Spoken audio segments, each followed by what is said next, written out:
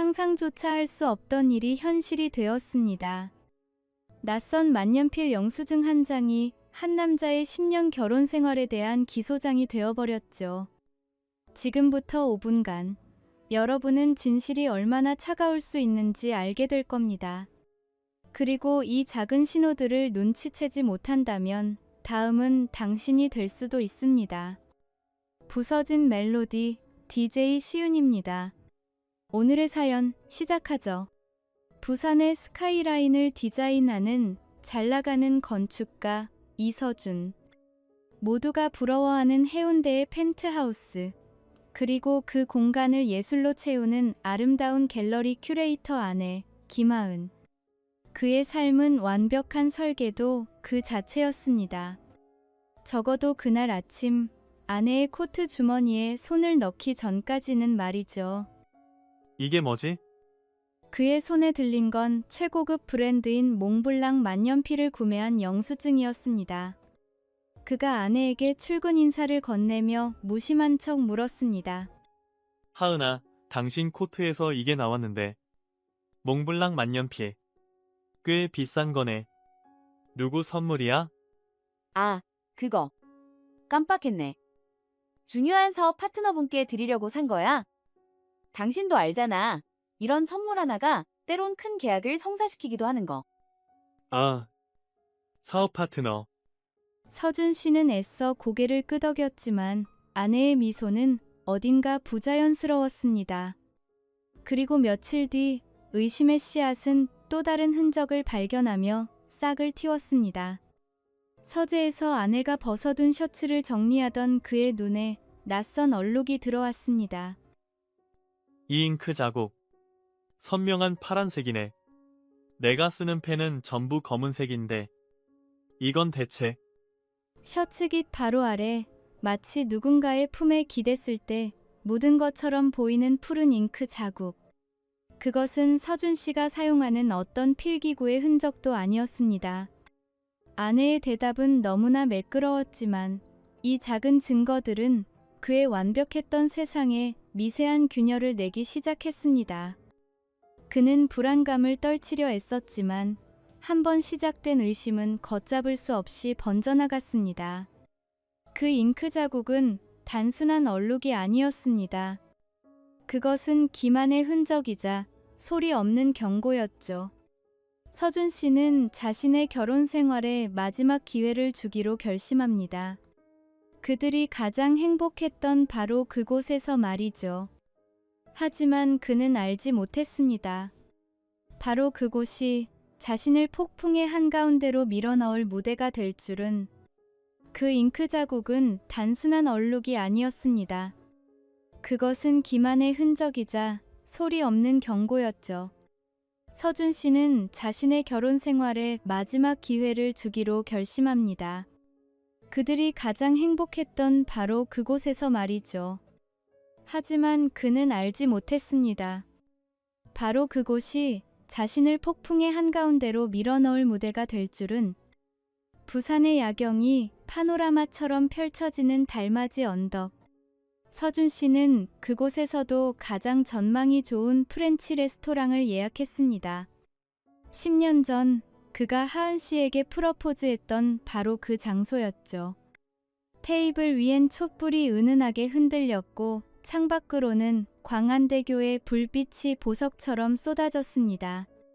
어쩌면 이 아름다운 풍경이, 이 추억의 공간이 둘 사이에 얼어붙은 강을 녹여줄지도 모른다고 그는 간절히 바랐습니다. 기억나? 우리 10년 전에 여기 왔던 거. 그때 당신 여기서 프로포즈 받고 펑펑 울었잖아. 그럼 어떻게 잊어? 그때 당신 정말 촌스러웠는데 잔뜩 긴장해서는 반지를 떨어뜨릴 뻔했잖아. 그래도 당신이 받아줬으니 성공이지. 우리 참 좋았는데. 앞으로도 그럴 거고. 서준 씨의 목소리에는 희망이 섞여 있었습니다. 그는 아내가 보여준 작은 미소 하나에 그동안의 의심이 모두 자신의 예민함 때문이었을 거라 스스로를 다독였습니다. 식사가 나오고 와인이 채워졌습니다. 그들은 다시 예전처럼 미래에 대해 이야기하기 시작했습니다. 제주도에 직접 설계한 작은 집을 짓고 은퇴 후에는 세계 일주를 하자는 잊고 있던 꿈들에 대해서요. 우리 제주도 집 프로젝트 다시 시작해볼까? 당신이 좋아하는 통유리 창으로 거실 만들고 마당에는 동백나무 심고. 정말? 나야 좋지. 근데 당신 요즘 바쁘잖아. 그런 거 신경 쓸 시간 있어? 당신이랑 함께하는 미래보다 더 중요한 게 어디 있겠어. 그 순간만큼은 모든 것이 괜찮아 보였습니다. 하지만 그 따뜻한 대화 속에서도 하은 씨의 시선은 틈만 나면 테이블 아래 휴대폰으로 향했습니다. 진동이 울릴 때마다 어깨를 살짝 움찔했고 서준 씨가 잠시 와인을 마시는 사이 그녀는 짧은 메시지를 보내고 황급히 화면을 덮었습니다. 그 미세한 불안의 신호를 서준 씨는 애써 외면했습니다. 그리고 바로 그때였습니다. 어라, 김하은 큐레이터님 아니십니까? 이런 우연이 있나? 굳고 낮은 목소리가 두 사람의 대화를 갈랐습니다. 서준 씨가 고개를 들자 잘 빠진 수트 차림의 남자가 여유로운 미소를 지으며 서 있었습니다. 하은 씨의 얼굴이 순간 하얗게 굳어지는 것을 서준 씨는 놓치지 않았습니다. 아, 박 대표님. 여긴 어쩐 일로? 근처에서 미팅이 있어서요. 이야, 이런 데서 뵙다니. 역시 하은 씨는 안목이 높으시네. 좋은 시간 보내고 계셨나 봅니다. 남자의 이름은 박태강. 최근 부산에서 가장 주목받는 부동산 개발업자였습니다. 그의 시선은 서준 씨를 잠시 훑었지만 이내 하은 씨에게 고정되었습니다. 그 눈빛은 단순한 비즈니스 파트너의 것이 아니었습니다. 처음 뵙겠습니다. 김하은 씨 남편 이서준입니다. 아, 그러셨군요. 죄송합니다. 박태강이라고 합니다. 하은 씨에게는 말씀 많이 들었습니다. 정말 대단한 건축가시라고. 아내에게 제 이야기를 들으셨다니 의외군요. 그럼요. 하은 씨가 남편분 자랑을 얼마나 하는데요. 안 그렇습니까, 하은 씨? 박태강은 보란듯이 하은 씨의 어깨를 가볍게 두드렸습니다. 너무나 자연스러운 스킨십에 서준 씨의 표정이 굳어졌습니다. 하은 씨는 아무 말도 못한 채 고개를 숙였습니다. 두 분 좋은 시간 방해한 것 같아 죄송합니다. 그럼 이만. 하은 씨, 월요일에 뵙죠. 짧은 만남이었지만 그가 남기고 간 공기는 무겁고 차가웠습니다. 레스토랑의 따뜻한 조명도 아름다운 야경도 더 이상 위로가 되지 못했습니다. 집으로 돌아가는 차 안, 해운대의 화려한 불빛이 창밖을 스쳤지만 차 안은 얼음장 같은 침묵만이 흘렀습니다. 서준 씨는 운전대만 잡고 있었고 하은 씨는 창밖만 바라볼 뿐이었습니다. 그 순간 깨달았다. 아내가 휴대폰을 확인하며 지었던 불안한 미소의 주인이 누구였는지를. 박태강이 아내의 어깨를 만졌을 때 아내는 피하지 않았다. 마치 익숙하다는 듯이 10년의 세월이 단 10초의 만남 앞에서 무너져 내리고 있었다. 해운대 펜트하우스의 현관문이 닫히자마자 눌러왔던 감정이 터져나왔습니다. 박태강, 저 사람 누구야? 그냥 사업 파트너가 아니잖아. 당신 어깨에 손을 올리는데 왜 가만히 있었어? 하은 씨라니. 언제부터 그렇게 다정하게 부르는 사이였지? 당신, 지금 뭐 하는 거야? 밖에서 우연히 만난 사람 가지고 피곤하게 정말. 피곤해? 내가 지금 얼마나 미칠 것 같은지 안 보여? 그 남자 때문에 당신 표정이 어떻게 변하는지 내가 못 봤을 것 같아? 솔직하게 말해. 무슨 사이야? 당신 지금 나를 의심하는 거야? 내가 갤러리 일 때문에 얼마나 노력하는지 몰라? 박태강 대표, 우리 갤러리 VVIP 고객이고 지금 추진하는 대형 전시의 핵심 후원자야. 그 사람 비위 맞추려고 내가 얼마나 애쓰는데. 비위 맞추는 사람이 새벽에 통화하고 남편 몰래 만나서 웃고 떠들어? 당신 셔츠에 묻어있던 그 파란색 잉크, 그 사람 몽블랑 만년필 잉크색이랑 똑같더군. 뭐? 잉크? 이제 하다하다 소설까지 쓰는구나. 당신 정말 실망스럽다. 내가 우리 미래 때문에 당신 성공에 도움이라도 될까봐. 밖에서 힘들게 일하는 건데 집에서는 이렇게 취조나 당해야 해?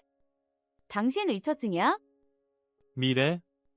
이게 당신이 말하는 미래야? 됐어. 더 이상 얘기 안 할래. 당신이랑은 말이 안 통하네. 하은 씨는 서준 씨의 말을 자르고 차갑게 돌아섰습니다. 모든 의심을 그의 책임으로, 그의 집착으로 몰아붙였습니다. 공격은 최선의 방어라는 말을 서준 씨는 그날 밤 뼈저리게 실감했습니다. 아내는 한치의 망설임도 없이 거짓말을 했다. 그 차가운 눈빛을 마주한 순간 나는 알았다. 나는 이미 아내를 잃었다. 아니, 어쩌면 단 한 번도 그녀를 온전히 가진 적이 없었을지도 모른다. 심장은 텅 비어버렸지만 머리는 섬뜩할 정도로 차가워졌다. 이제 그녀에게서 답을 찾으려는 짓은 그만둬야 했다. 이제부터는 나 혼자서 진실을 찾아 나설 시간이었다. 아내는 한치의 망설임도 없이 거짓말을 했다. 그 차가운 눈빛을 마주한 순간 나는 알았다. 나는 이미 아내를 잃었다. 아니, 어쩌면 단 한 번도 그녀를 온전히 가진 적이 없었을지도 모른다. 심장은 텅 비어버렸지만 머리는 섬뜩할 정도로 차가워졌다. 이제 그녀에게서 답을 찾으려는 짓은 그만둬야 했다. 이제부터는 나 혼자서 진실을 찾아 나설 시간이었다. 다음 날 회사에 출근한 서준 씨는 살아있는 유령과도 같았습니다. 국내 최대 규모의 건축 프로젝트 설계도를 눈앞에 두고도 그의 눈에는 복잡한 선과 숫자들이 의미 없는 낙서처럼 보일 뿐이었죠. 모니터 빛에 반사된 그의 얼굴은 하룻밤 사이에 10년은 늙어버린 듯 깊은 절망감으로 창백했습니다. 머릿속이 온통 하였다. 어젯밤 아내가 내뱉었던 날카로운 말들이 계속해서 맴돌았다. 당신, 의처증이야? 그 한마디가 내 모든 합리적인 의심을 비정상적인 집착으로 만들어버렸다. 내가 이상한 건가? 내가 틀린 건가? 끝없는 자기검열 속에서 영혼이 갉아먹히는 기분이었다. 점심시간이 되었지만 그는 식당으로 갈 수 없었습니다. 텅 빈 사무실 옥상에 올라가 차가운 바람을 맞으며 멍하니 도시를 내려다보고 있을 때였습니다. 묵직한 발소리와 함께 누군가 그의 옆에 섰습니다. 회사 입사 시절부터 그를 이끌어준 선배, 최 선배였습니다. 야, 이서준. 너 여기서 뭐하냐? 얼굴이 완전 잿빛이야. 무슨 일 있어? 아내랑 싸웠냐? 아닙니다, 선배님. 그냥 요즘 프로젝트 때문에 좀 피곤해서요. 피곤한 놈이 담배는 안 피우면서 여길 왜 올라와? 나 봐라. 너 지금 딱 죽기 직전 얼굴이야. 부부싸움이든 뭐든 혼자 끙끙 앓다가 너만 병신돼. 서준아, 연기가 나면 그게 환각인지 진짜 불인지 눈으로 직접 확인해야 하는 거야. 연기만 계속 맡고 있으면 질식해서 죽어. 네가 지금 딱 그 꼴이야. 불길을 잡든가 아니면 그 집에서 나오든가. 둘 중 하나는 해야지. 어설픈 추측으로 너 자신을 괴롭히지 마. 그게 제일 미련한 짓이야. 최 선배의 투박하지만 정곡을 찌르는 말이 서준 씨의 멍한 머릿속을 강하게 때렸습니다. 직접 확인해라. 그는 더 이상 이 지독한 의심의 안개 속에서 허우적거릴 수 없었습니다. 감정적인 다툼은 아무것도 해결해주지 못한다는 것을 깨달았죠. 그에게 필요한 것은 누구도 부정할 수 없는 차가운 사실이었습니다. 그날 오후 서준 씨는 사무실 문을 잠그고 노트북을 켰습니다. 그리고 지금껏 단 한 번도 상상해 본 적 없는 단어들을 검색창에 입력했습니다. 부산 흥신소, 배우자 외도 증거 수집. 화면에는 자극적인 광고 문구들이 번쩍였습니다. 그는 스스로가 혐오스러웠습니다. 한때 세상의 전부였던 사람의 뒤를 밟으려 하다니. 돌이킬 수 없는 강을 건너는 기분이었지만 이미 멈출 수는 없었습니다. 수십 개의 업체 정보를 훑어본 끝에 그는 가장 눈에 띄지 않고 사무적으로 보이는 곳에 전화를 걸었습니다. 수화기 너머의 목소리는 아무런 감정도 담겨 있지 않았다. 마치 고장난 기계처럼 필요한 질문만 던질 뿐이었다. 나는 최대한 담담하게 상황을 설명했다. 내 입으로 아내의 이름을 말하고 그녀를 의심하고 있다고 고백하는 매 순간이 고문 같았다. 약속은 신속하게 잡혔습니다. 그날 저녁 서준 씨는 화려한 해운대와는 정반대의 분위기인 부산의 낡은 부둣가 근처 한 허름한 상가 건물로 향했습니다. 삐걱거리는 계단을 올라 3층에 다다르자 법률 상담이라는 낡은 팻말이 붙은 철문이 나타났습니다. 문을 열자 오래된 종이와 싸구려 커피, 그리고 긴장감이 뒤섞인 퀴퀴한 냄새가 코를 찔렀습니다. 사무실 안은 생각보다 정돈되어 있었지만 사람의 온기라고는 찾아볼 수 없었습니다. 세상의 모든 불행을 숫자로만 받아들일 것 같은 무표정한 중년 남자가 그를 기다리고 있었습니다. 그는 인사 대신 얇은 서류 한 장을 책상 위로 밀었습니다. 계약서였다. 의뢰인 이서준, 조사 대상 김하은. 내 아내의 이름이 차가운 활자로 박혀있는 것을 보는 순간 숨이 턱 막혔다. 10년 전 혼인신고서에 나란히 이름을 적으며 영원을 약속했는데 이제 나는 우리의 관계에 사망 선고를 내리는 서류에 서명을 하고 있었다. 서준 씨는 떨리는 손으로 계약서에 이름을 적었습니다. 그리고 지갑에서 가장 행복했던 순간이 담긴 결혼사진 한 장을 꺼내 남자에게 건넸습니다. 남자는 사진을 무표정하게 한번 훑어보더니 말없이 서류철에 끼워 넣었습니다. 필요한 건 그게 전부였다. 질문도 위로도 없었다. 그는 단지 기계처럼 말했다. 일주일 드리겠습니다. 그 안에 원하시는 모든 것을 확인해 드릴 겁니다. 다만 어떤 결과가 나오든 마음의 준비는 단단히 하시는 게 좋을 겁니다.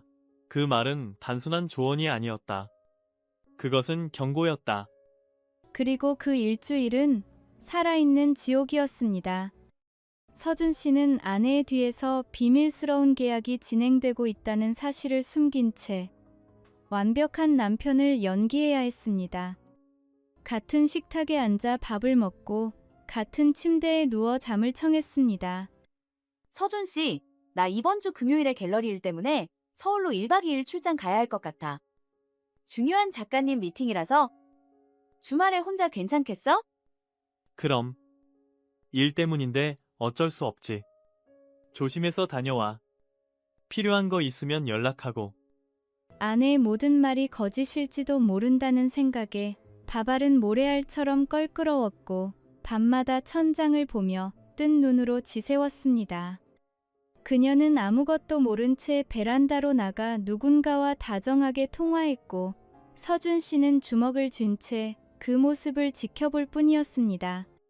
모든 것이 거대한 연극 무대 같았습니다. 일주일이 지났습니다. 그리고 화요일 오후 보고서를 검토하던 서준 씨의 휴대폰에 모르는 번호가 떴습니다. 심장이 바닥으로 곤두박질 치는 것 같았죠.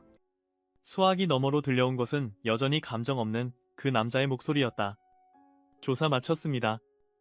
약속드린 사무실로 오시면 결과 보여드리겠습니다.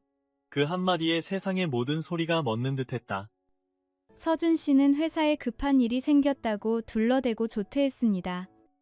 차를 몰아 그 낡은 오피스텔로 향하는 길, 부산의 거리는 온통 회색빛이었습니다.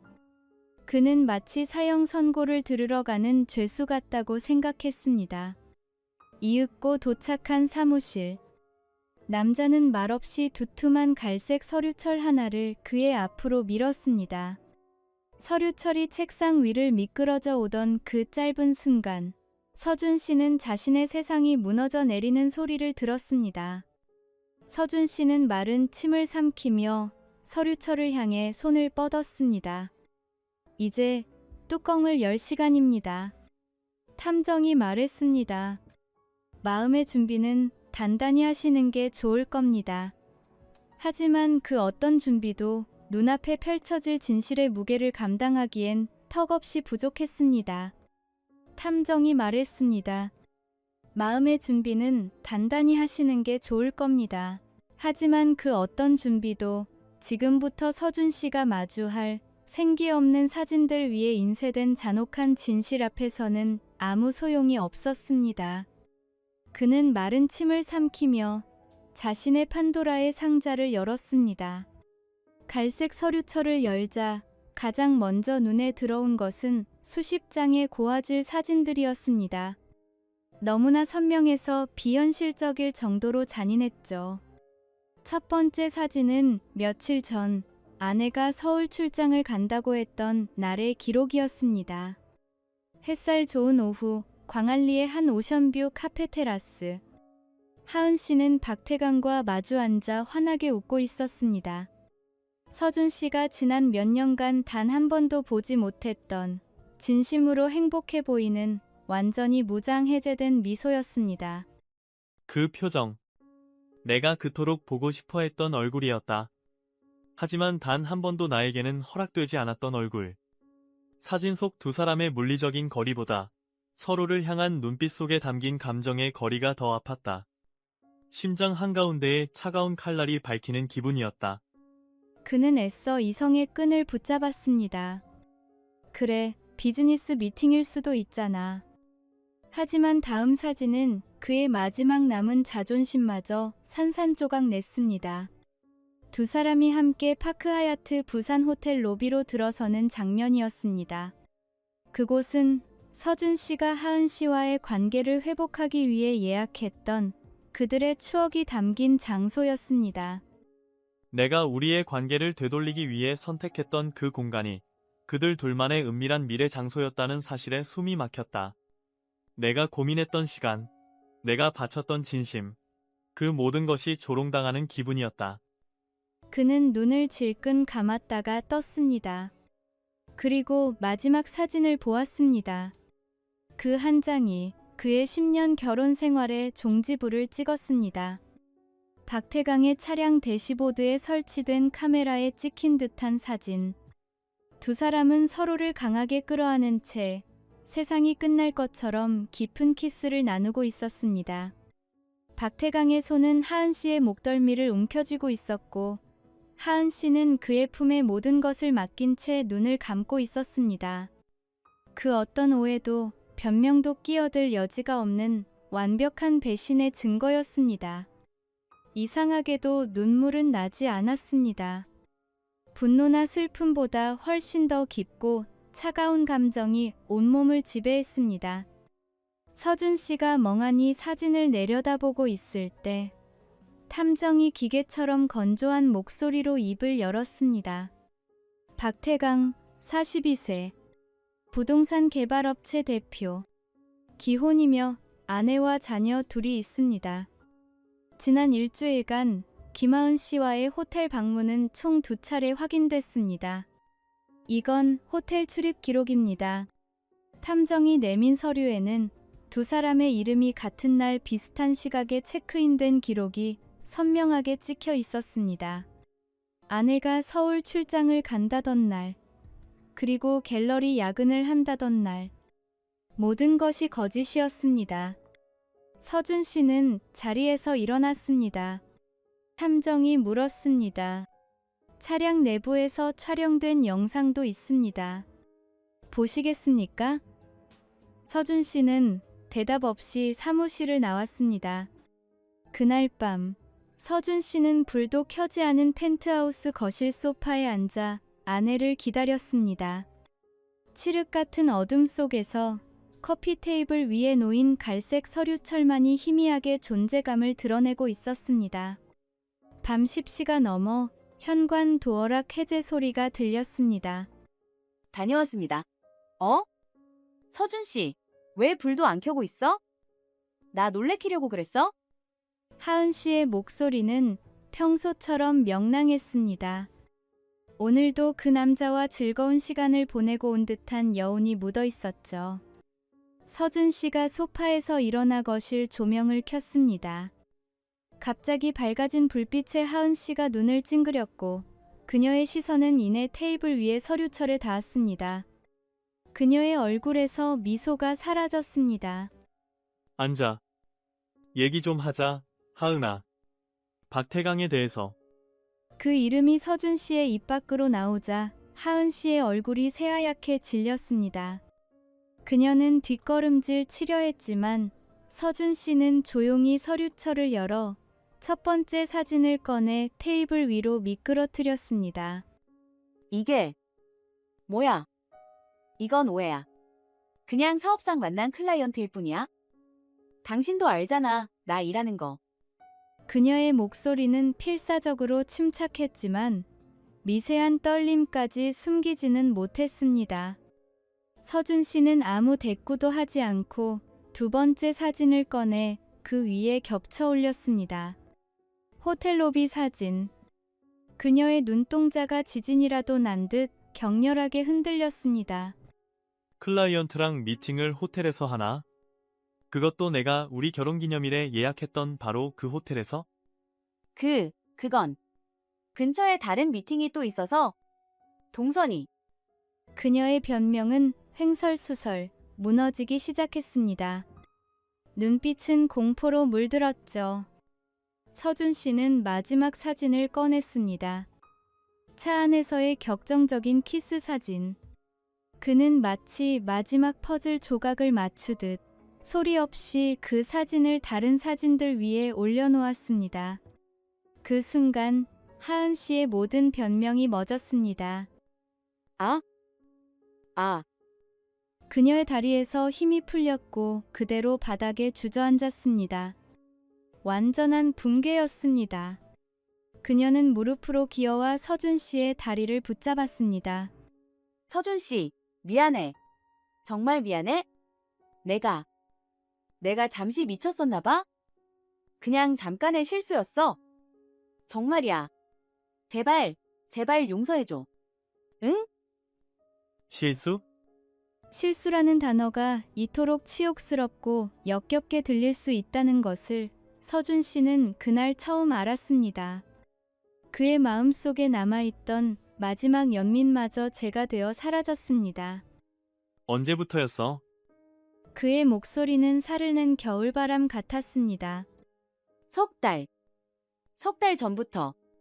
그 사람 결혼한 거 알고 있었어? 아이까지 있는 거 알고 만났냐고 물었어. 침묵. 그 침묵은 그 어떤 대답보다 더 분명했습니다. 하은 씨는 고개를 숙인 채 천천히 끄덕였습니다. 그 순간 서준 씨 안에 무언가가 툭 하고 끊어졌습니다. 그는 그녀의 손을 자신의 다리에서 조용히 떼어냈습니다. 그 짧은 접촉마저 견딜 수 없었다. 심장이 미친 듯이 뛰었고 목구멍이 타 들어가는 듯 아팠다. 하지만 무너질 수 없었다. 아직은. 서준 씨는 떨리는 손으로 왼손 약지에 결혼 반지를 잡았습니다. 천천히 하지만 단호하게 반지를 뺐습니다. 차가운 금속이 피부를 스치며 마지막 온기마저 빼앗아 가는 듯 했습니다. 그는 그 반지를 커피 테이블 위 두 사람이 키스하는 사진 옆에 내려놓았습니다. 안 돼. 서준 씨, 제발 그러지 마. 내가 다 잘못했어. 내가 정말 미쳤었어. 내 변호사한테서 곧 연락 갈 거야. 서준 씨는 등 뒤로 아내의 울음소리를 남긴 채 굳은 표정으로 현관을 향해 걸어갔습니다. 그가 문을 열고 집을, 결혼을, 10년의 거짓을 등지고 밖으로 나서는 순간 쾅하고 닫히는 문소리가 그들의 마지막이었습니다. 하지만 이것은 끝이 아니었습니다. 이제 막 진짜 심판의 막이 오른 것뿐이었죠. 복수는 차갑게 식혔을 때 가장 맛있는 음식이라고들 합니다. 하지만 때로는 폭풍이 지나간 뒤에 되찾은 고요한 평화가 최고의 만찬이 되기도 하죠. 쾅 닫힌 문소리와 함께 한막이 내렸고 이제 냉혹한 심판의 막이 올랐습니다. 법정에서의 싸움은 생각보다 싱거웠습니다. 서준 씨가 제출한 증거들은 너무나도 명백했고 그들의 변명은 설 자리가 없었죠. 법원은 이서준 씨의 이혼 청구를 인용하고 김하은 씨에게 주된 책임이 있음을 인정했습니다. 상간남 박태강에게도 상당한 금액의 위자료 지급 판결이 내려졌습니다. 이 소식은 곧 박태강의 아내에게도 전해졌고 그녀 역시 즉시 이혼 소송을 제기했습니다. 법의 심판이 끝나자 현실의 심판이 그들을 덮쳤습니다. 박태강은 가정을 잃었고 불륜 스캔들은 부산 사업계에 빠르게 퍼져나갔습니다. 신뢰를 잃은 그의 부동산 개발 사업은 투자자들이 등을 돌리며 속절없이 무너졌고 결국 그는 파산했습니다. 김하은 씨의 삶 역시 처참해졌습니다. 화려했던 갤러리 큐레이터라는 직함은 불륜이라는 주홍글씨 앞에 힘을 잃었습니다. 예술계에서 완전히 고립되었고 그녀를 따르던 모든 인맥과 명예가 사라졌죠. 한때 모든 것을 가졌던 두 사람은 결국 서로를 탓하며 추악하게 관계를 끝냈다고 합니다. 그리고 1년이라는 시간이 흘렀습니다. 서준 씨는 복잡한 도시 부산을 떠나 동해의 푸른 바다가 펼쳐진 조용한 도시 속초의 작은 건축 사무소를 열었습니다. 화려한 랜드마크가 아닌 사람들의 상처받은 마음이 쉴 수 있는 고요한 공간을 설계하기 시작했죠. 어느 맑은 날 아침, 그는 자신이 설계한 작은 카페의 테라스에 앉아 파도 소리를 들으며 지난 시간을 돌아봅니다. 처음에는 분노와 증오밖에 없었습니다. 내 삶이 송두리째 부정당했다는 생각에 잠 못 이루는 밤이 계속됐죠. 하지만 어느 순간 깨달았습니다. 그들을 증오하는 것은 내 시간과 감정을 여전히 그들의 감옥에 가두는 것과 같다는 것을요. 상처의 흔적은 여전히 남아있지만 더 이상 그 흉터가 나를 규정하지는 않습니다. 이제는 다른 사람의 평화를 위한 공간을 짓습니다. 그러기 위해서 먼저 내 마음속에 평화로운 집 한 채를 지어야만 했으니까요. 저 멀리 수평선을 보니 이제야 새로운 해가 뜨는 것 같습니다. 배신은 한 사람의 세상을 무너뜨릴 수 있지만 그 폐허 위에 더 단단한 집을 짓는 것 또한 결국 자신의 몫입니다. 서준 씨는 가장 큰 고통 속에서 자신을 되찾는 가장 성숙한 복수를 완성한 것이 아닐까요? 오늘 부서진 멜로디와 함께 해주신 여러분, 감사합니다. 당신의 삶에도 폭풍이 지나간 뒤 고요하고 아름다운 아침이 찾아오기를 바랍니다. 이야기에 공감하셨다면 구독과 좋아요로 마음을 나눠주시고 여러분의 생각과 응원을 댓글로 남겨주세요. 저는 다음 주 또 다른 멜로디로 찾아뵙겠습니다. DJ 시윤이었습니다.